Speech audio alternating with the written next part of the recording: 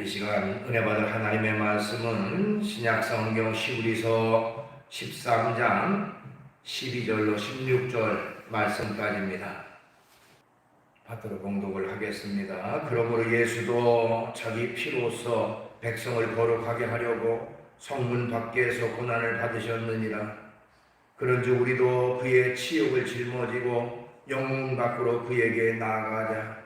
우리가 여기에는 영구한 도성이 없으므로 장차 올 곳을 찾나니, 그러므로 우리는 예수로 말미암아 항상 찬송의 제사를 하나님께 드리자. 이는 그 이름을 증언하는 입술의 열매니라. 오직 선을 행함과 서로 나누어 주기를 잊지 말라. 하나님은 이 같은 제사를 기뻐하시느니라. 아멘. 말씀은 16절까지 받들어 봉독을 했습니다. 오늘 이 시간 주어진 본문 말씀 가지고 성도의 정체성, 이런 제목의 말씀으로 은혜를 같이 나누려고 합니다. 우리가 자주 사용하는 말 가운데 정체성이라는 말이 있지요. 이 정체성이라는 말의 의미는 내가 누구인가 하는 의미를 담고 있습니다. 그러니까 성도의 정체성, 이렇게 하면 성도란 누구인가 하는 그런 의미가 되어집니다. 성도란 도대체 누구인가? 성도는 또한 무엇을 하는 사람인가 하는 것입니다. 마태복음 16장 15절로 16절에 보니까요, 예수님께서는 제자들에게 너희는 나를 누구라고 생각하느냐? 라는 질문을 하셨습니다. 그때에 베드로가 그 유명한 주는 그리스도시요 살아계신 하나님의 아들이십니다 라는 고백을 했고, 그 대답을 들은 예수님께서는 베드로를 칭찬하시는 내용이 나옵니다. 한번 잠깐 보면 마태복음 16장 15절로 17절, 이르시되 너희는 나를 누구라 하느냐? 시몬 베드로가 대답하여 이르되 주는 그리스도시요 살아계신 하나님의 아들이시니라. 예수께서 대답하여 이르시되 바요나 시몬아, 내가 복이 있도다. 이를 내게 알게 하니는 혈육이 아니요 하늘에 계신 내 아버지시니라 라고 그에게 축복의 말씀을 주셨습니다. 너희는 나를 누구라고 생각하느냐 하는 질문이죠.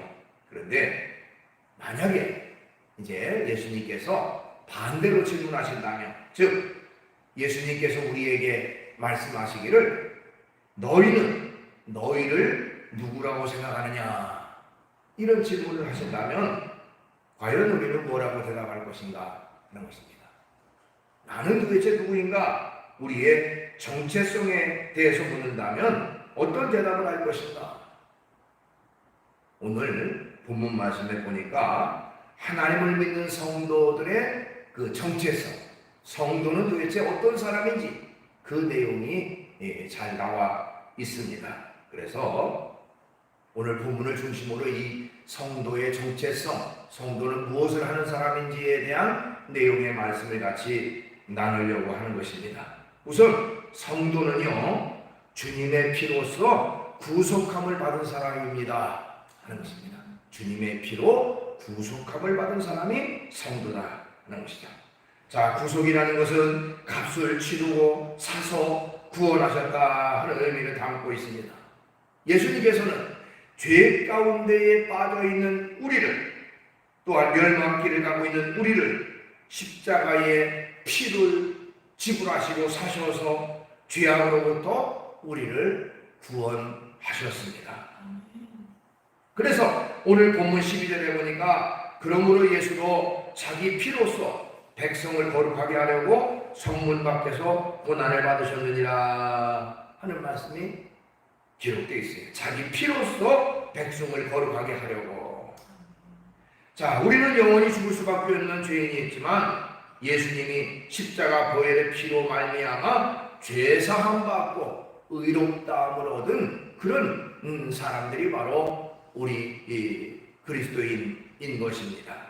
로마서 3장 23절 24절에 보니까 모든 사람이 죄를 범하였으며 하나님의 영광에 이르지 못하더니 그리스도 예수 안에 있는 속량으로 말미암아 하나님의 은혜로 값없이 의롭다 하심을 얻은 자 되었느니라. 이렇게 말하고 있습니다.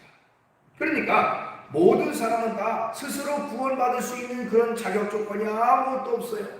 그러나 예수님의 십자가 보혈의 공로로 값없이 우리가 의롭다함을 얻는 그런 축복의 역사를 이루었다고 하는 사실을 여기서 말하고 있는 것입니다. 그렇기 때문에 중요한 것은 예수님의 십자가의 보혈의 공로를 믿느냐, 그 공로를 믿지 않느냐 하는 것입니다. 주님의 십자가 보혈의 공로를 믿는 사람과 그것을 믿지 않는 사람과는 마치 하늘과 땅 차이의 엄청난 차이가 결과적으로 나타나게 되는 것입니다. 한 가지 예를 들어 보면 예수님이 십자가에 못 박혀 달려 죽으실 때, 십자가에 달리실 때 그 좌편과 우편에 역시 두 명의 강도가 같이 십자가 처형을 당했습니다. 두 사람 다 흉악한 죄인으로서 십자가 처형을 당했는데요. 그러나 그 중에 한 사람은 예수님을 믿었고요. 그 중에 한 사람은 예수님을 믿지 않았습니다. 그 결과 믿었던 사람은 예수님과 함께 낙원에 갈 수 있었고요. 믿지 않았던 그 사람은 결국 지옥에 갈 수밖에 없었습니다.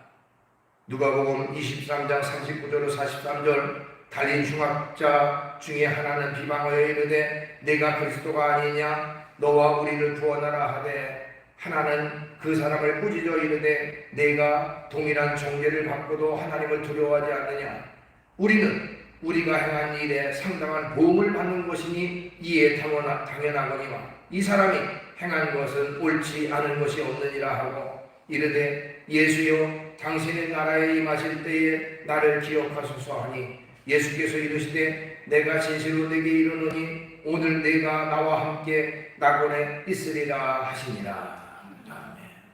마지막까지 주님을 믿고 주님을 의지했던 그 사람은 주님과 함께 낙원에 가는 그런 결과가 이루어지게 됐다는 것입니다. 이처럼 나는 아무 공로 없지만은 나를 위해 죽으시고 나를 위해 피 흘리신 주님의 대속을 믿음으로 말미암아 우리에게는 하나님의 구원의 백성이 되어지게 되는 것입니다. 그러므로 우리는 예수님의 십자가 고난과 보혈의 피로 구속받은 하나님의 백성이다. 나는 예수님의 피로 구원받은 자들이다 하는 그런 정체성을 가지고 언제나 살아가야 하는 것입니다. 그 다음에 두 번째로 성도는 어떤 사람이냐?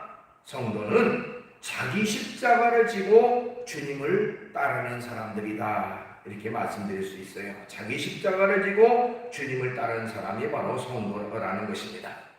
오늘 본문 13절에 보니까 그런즉 우리도 그의 치욕을 짊어지고 영문 밖으로 그에게 나가자 그랬습니다. 여기 그의 치욕이라는 말은 바로 예수님의 고난을, 십자가의 고난을 가리킵니다. 당시 십자가 처형은요 가장 흉악범죄자들에게 행했던 처형 방법이었습니다. 로마법에서 가장 치욕적이고 또 가장 큰 범죄자들에게 행했던 그런 그 처형 방법이 바로 십자가 처형인데요. 자, 십자가 처형을 언도받으면 자기가 달릴 그 자신의 십자가를 자기가 직접 짊어지고 그 형장으로 가는 가도록 되어 있었다고 합니다. 그렇기 때문에 그 십자가를 짊어지고 가는 그 과정에 많은 사람들이 길가에 나와서 모욕하고 말할 수 없는 그런 그 치욕적인 말들을 일삼아서 그 십자가형을 지고 가는 사람에게는 엄청난 고난과 수치가 따르는 처형이 바로 십자가 처형이었다는 것입니다. 그런데 바로 그런 모욕적이고 치욕적인 십자가 처형을 바로 예수님께서 우리를 위해 직접 지셨다고 하는 것입니다. 나를 위해 주님께서 그런 모욕과 치욕을 다 감수하셨듯이 우리도 주님을 위해서라면 어떤 고난, 어떤 치욕, 어떤 모욕까지도 다 나는 주님을 위해서라 감수하겠습니다. 이런 마음 가지고, 이런 자세를 가지고 주님 앞에 나아가야 하는 것입니다. 나의 아직과 교만을 회개함으로 완전히 벗어버리고 내게 주어진 고난, 핍박, 환난 짊어지고 기쁨으로 주의 발자취를 따라 나아가는 그런 성도가 되어야 되는 것입니다.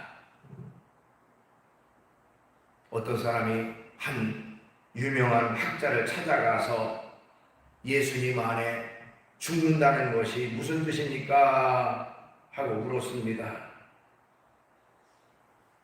그러자 그 학자는 곰곰이 생각을 하더니 그 사람에게 말하기를 평소에 아주 미워했던 사람이 있느냐 하고 묻습니다.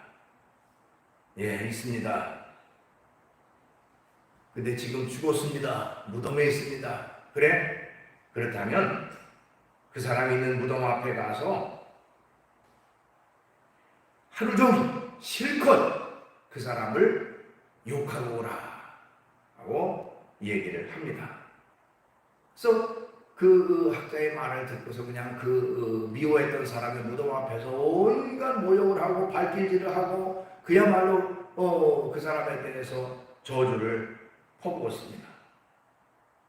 그 다음에 이제 다시 학자에게 찾아오니까 그 사람이 하는 말이 평소에 굉장히 사랑했던 사람이 있느냐 그러면서 하는 말이 지금 그런 사람이 죽어 있다면 그 사람 무덤 앞에 가서 하루 종일 그 사람에게 사랑을 고백하고 와라 라고 했습니다. 그래서 평소에 사랑했던 사람의 무덤에 가서 하루 종일 그야말로 안타까운 마음으로 사랑의 고백을 하고 왔습니다.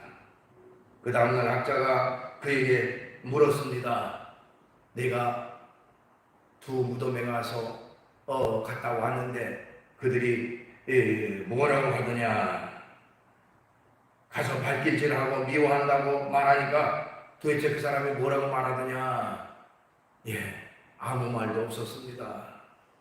또 내가 사랑했던 사람 무덤에 가서 무덤을 쓰다듬으면서 사랑을 고백했는데 그 사람이 뭐라고 하더냐 아무 말도 없었습니다. 그렇다 그것이다 하면서 그와 같이 예수님 안에서 죽는다고 하는 것 또 주님의 앞에 묵묵히 충성한다고 하는 것은 우리가 다른 사람으로부터 모욕을 당해도 미움을 당해도 거기에 대응하지 않고 대꾸하지 않고 다른 사람의 사랑을 받고 높임을 받는다고 해도 거기에 우쭐대거나 반응을 하지 않고 묵묵히 주님의 일을 감당하는 것 그것이 바로 올바른 일꾼의 자세이고 또한 주님 앞에 죽는다는 그런 의미다라고 대답을 했다고 합니다. 자, 예수님께서도 말씀하셨지요. 주님을 따르기 위해서는 자신의 십자가를 져야 된다고 말씀했습니다. 마태복음 16장 24절 예수께서 제자들에게 이르시되 누구든지 나를 따라오려거든 자기를 부인하고 자기 십자가를 지고 나를 따를 것이니라. 내게 주어진 십자가, 내게 주어진 고난, 내게 주어진 어떠한 일이라도 내가 짊어지고 감당하고 기쁨으로 주의 길을 걸어가는 그런 우리가 되어야 되는 것입니다. 바로 성도는 바로 십자가를 지고 자기 십자가를 지고 주님을 따르는 사람이 바로 성도이다. 그런 정체성을 가지고 살아가야 하는 것이죠. 그 다음에 성도는요 이 땅에 살지만 하늘의 소망을 가지고 사는 사람이 성도인 것입니다. 오늘 본문 14절 우리가 여기에는 영구한 도성이 없으므로 장차 올 것을 찾나니 이렇게 말하고 있어요. 자, 영구한 도성, 영원히 거하게 될 새하늘과 새 땅을 가리키는 것입니다.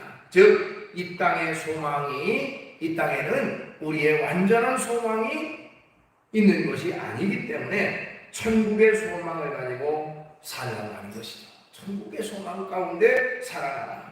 세상 것에 취하지 말고 세상 것에 절대적 가치를 두고 살지 말고 하늘의 가치와 하나님만을 믿는 믿음 안에서 천국을 바라보고 소망 가운데 살아가는 그런 사람이 되라고 우리에게 말하고 있습니다.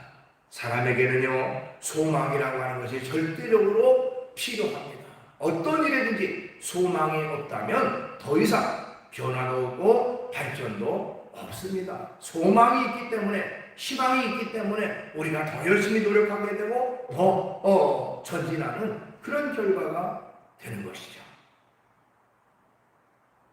샤르니라고 하는 한 프랑스인이요, 나폴레옹, 그 당시 황제였던 나폴레옹 황제에게 뭔가 미움을 사가지고 감옥에 갇히는 신세가 되었다고 합니다.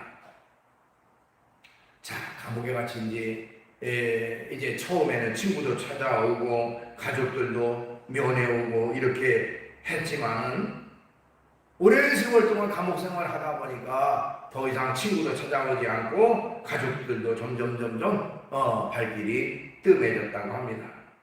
이 샤르니라는 사람이 너무너무 감옥 속에서 이제 외롭고 괴로워서 그는 돌 조각으로 벽면에다가 쓰기를 아무도 나를 돌보지 않는다 라고 하는 그런 그 자신의 한탄조의 글을 벽면에 써 넣었다고 합니다.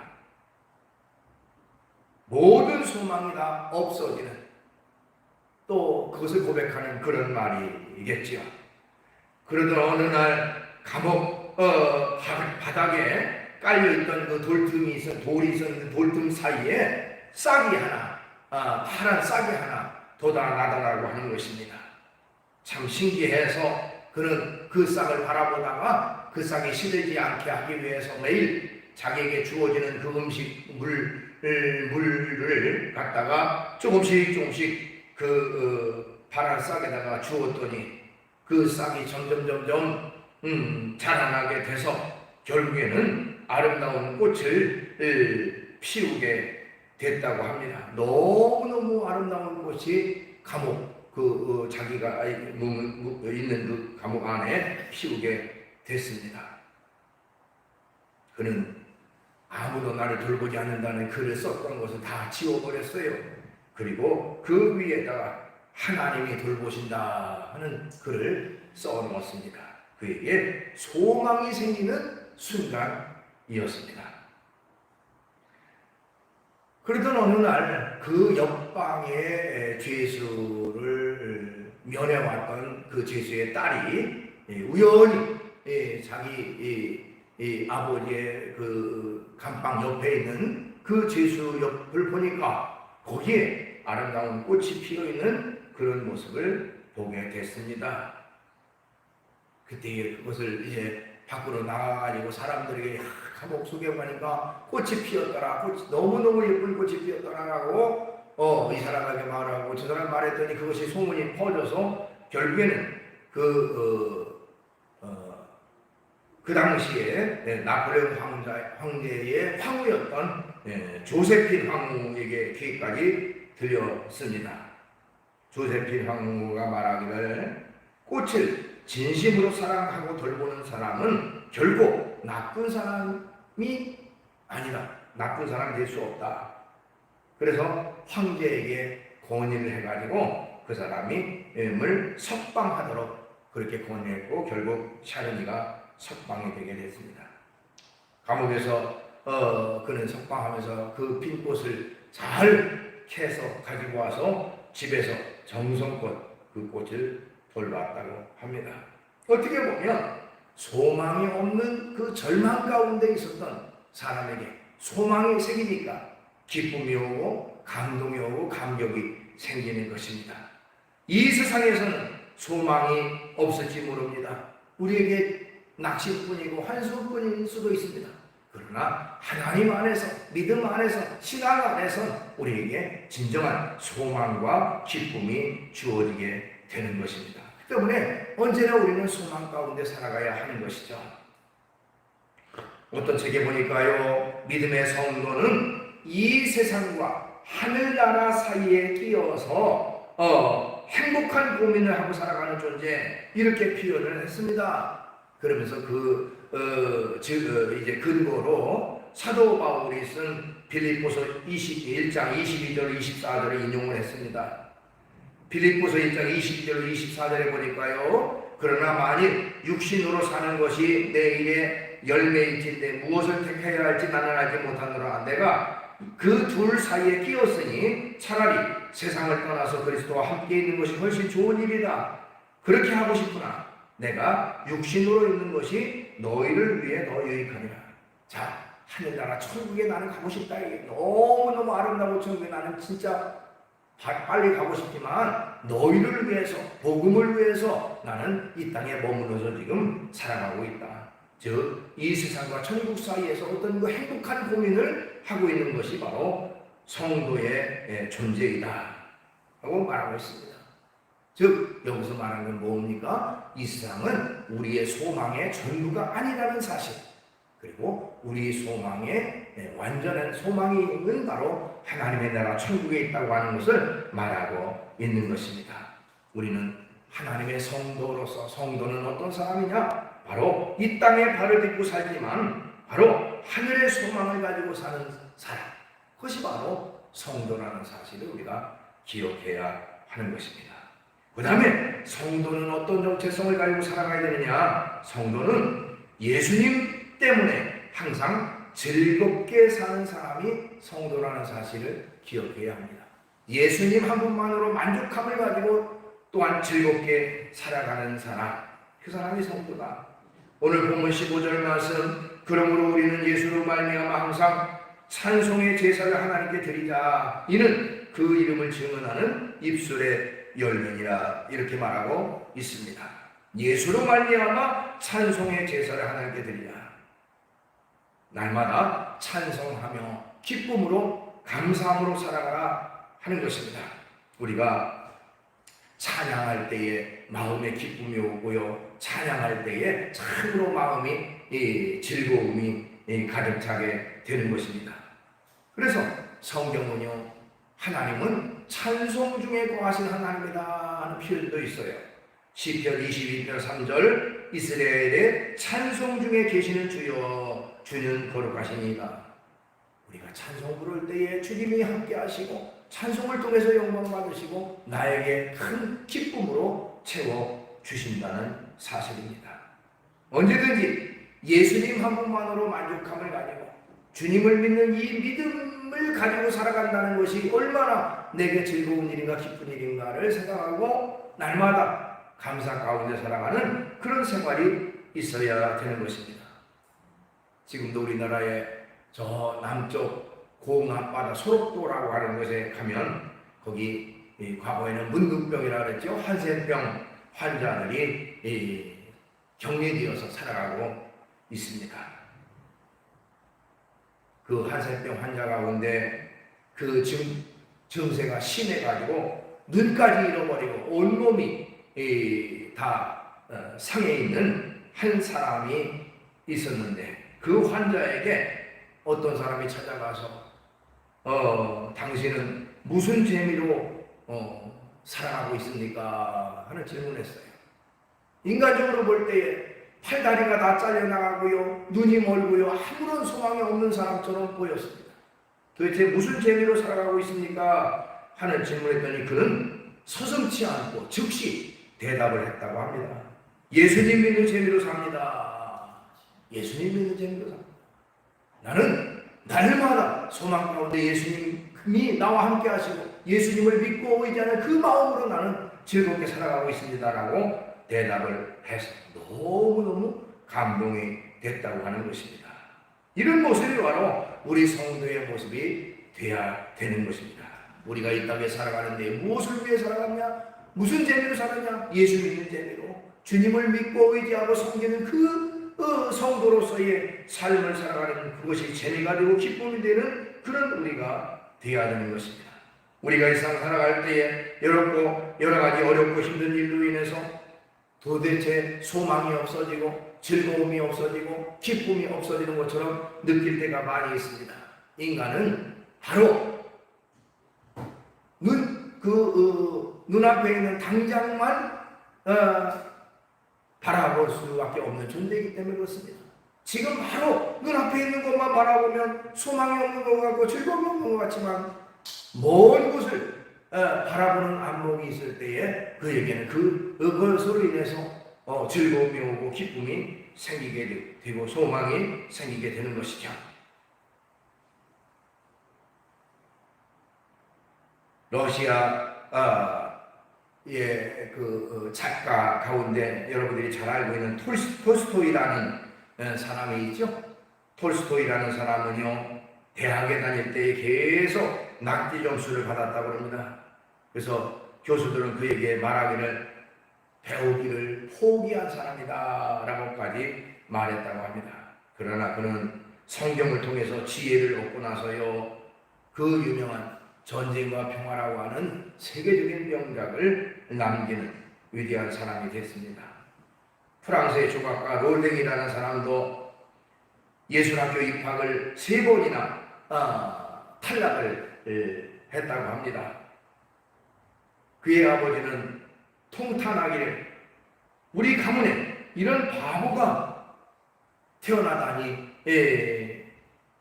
하면서 탄식을 했다고 합니다. 그러나 그는 조각가로서 세계적인 명성을 얻는 유명한 조각가 로댕이 됐습니다. 아인슈타인이라는 사람 처음에는요, 전응하라고 정신 발달이 느리고 환상에 사로잡힌 아이, 전응아, 제대로 말도 못하고 5살까지 말도 못하는 그런 아이였다고 합니다. 그러나 그 아인슈타인 지금은 세계 최고의, 인류 최고의 그런 천재 학자라고 사람들 누구나 다 말하고 있습니다. 영국의 성직자인 제레미 테일러라는 사람은 그런 얘기를 했습니다. 하나님은 꼴찌를 택해서 1등을 만드신다. 하나님의 일꾼들은 연약했음에도 불구하고 하나님을 의지하고 신뢰했기 때문에 위대한 일을 성취할 수 있었다. 그러면서 지금 당신이 절망 가운데 인생의 가장 밑바닥에 있다는 생각이 든다면 지금이 바로 하나님이 당신을 사용하실 기회이다. 하나님은 세상에 약한 것들을 택하사 강한 것들을 부끄럽게 만드신다. 그렇기 때문에 소망의 끈을 놓지 말고 언제든지 하나님을 믿는 믿음 안에서 소망을 가지고 살아가라고 말하고 있는 것입니다. 인간은 당장 눈앞의 것만 바라보고 어떤 판단할 때가 있습니다. 그러나 눈을 들어 멀리 먼 곳을 바라보고 소망 가운데 살아가는 우리가 되어야 되는 것입니다. 하박국은 우리가 잘 아는 하박국 3장 17절 18절 비록 무화과 나무가 무성하지 못하고 포도나무 열매가 없고 감람나무에 소출이 없고 밭에 먹을 것이 없고 우리의 양이 없고 외양간에 소가 없을지라도 나는 여호와로 말미암아 즐거워하고 나의 구원의 하나님으로 말미암아 기뻐할 것이다 고백을 했습니다. 언제든지 주님을 믿는 믿음 안에서 우리가 기쁨을 갖고 또 만족함을 갖고 언제나 살아가는 우리가 되어야 됩니다. 오늘 이 시간 성도의 정체성에 대해서 말씀드렸습니다. 성도는 어떤 사람이냐? 예수님의 피로 구속함을 받은 사람이 성도라는 사실, 또 자기 십자가를 지고 묵묵히 주님을 따르는 사람이 성도요, 또 이 땅에 살지만 하늘의 소망을 가지고 사는 사람이 성도이고, 또 언제나 예수님 한 분만으로 만족함을 가지고 사는 것이 성도라고 말씀을 드렸습니다. 이런 온전한 성도로서의 바른 길을 걸어가게 우리가 성도의 정체성을 분명히 하고 한 걸음 한 걸음 주께로 가까이 나아가는 우리의 믿음과 신앙이 되기를 주의 이름으로 축원합니다. 기도하겠습니다. 걸어가신 주님을 찬양합니다. 주님, 우리는 성도의 길을 걸어가고 있습니다. 성도는 누구인가 하는 바른 성도의 정체성을 가지고 한 걸음 한 걸음 기쁨으로 주의 길 걸어가는 저희 모두가 될 수 있도록 인도해 주셔서 하나님께로부터 잘했다 칭찬받고 인정받는 신실한 믿음의 일꾼들이 다 되어질 수 있도록 인도해 주시옵소서. 예수님의 이름으로 기도하옵나이다.